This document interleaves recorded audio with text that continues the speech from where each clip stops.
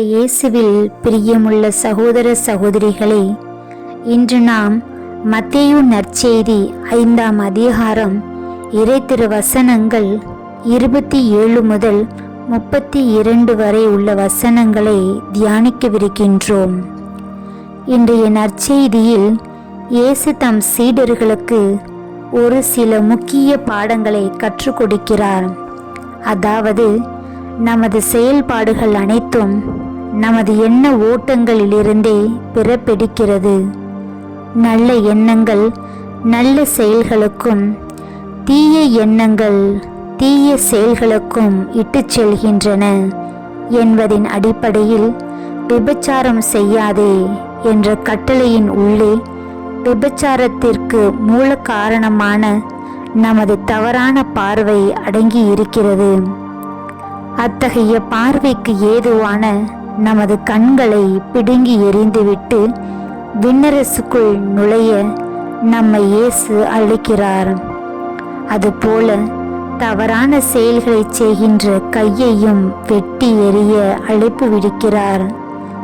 மேலும் திருமணம் என்ற அருள் அடையாளத்தின் மூலம் ஓர் ஆணையும் ஒரு பெண்ணையும் இணைத்து மனிதகுலம் பெருக்க திட்டமிட்ட இறைவனின் விருப்பத்திற்கு எதிராக சிறு சிறு காரணங்களுக்கெல்லாம் தன் மனைவியை விலக்கி விடுபவர்களுக்கும் இயேசு ஓர் எச்சரிக்கையை விடுக்கிறார்.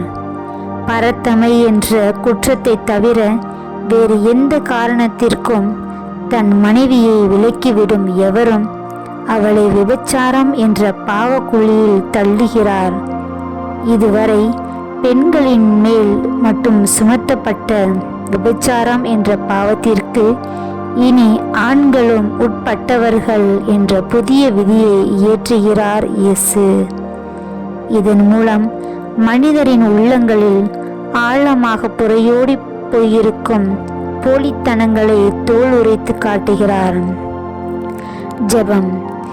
இறைவன் இணைத்ததை மனிதன் பிரிக்காதிருக்கட்டும் என்ற உமது திரு வார்த்தையை உள்வாங்கி திரு அவையில் உள்ள குடும்பங்கள் அனைத்தும் அன்பின் விளைநிலங்களாக விளங்கவும், குடும்பங்களில் உள்ள கணவன் மனைவியர் அன்பினால் பிணைக்கப்பட்டு எந்த விதமான தீய சக்திகளும் தம்மை தீண்டாமல் இறை அருளால் காக்கப்படும்படியாகவும், தங்கள் அன்பின் சான்றான குழந்தைகளின் வாழ்வில் அக்கறை உள்ளவர்களாக வாழ்ந்து இறையரசை கட்டி எழுப்ப அருள் புரியுமாறு எங்கள் ஆண்டவரும் உம் திருமகனுமாகிய இயேசு கிறிஸ்துவின் வழியாக இறைவா உம்மை மன்றாடுகின்றோம். ஆமேன்.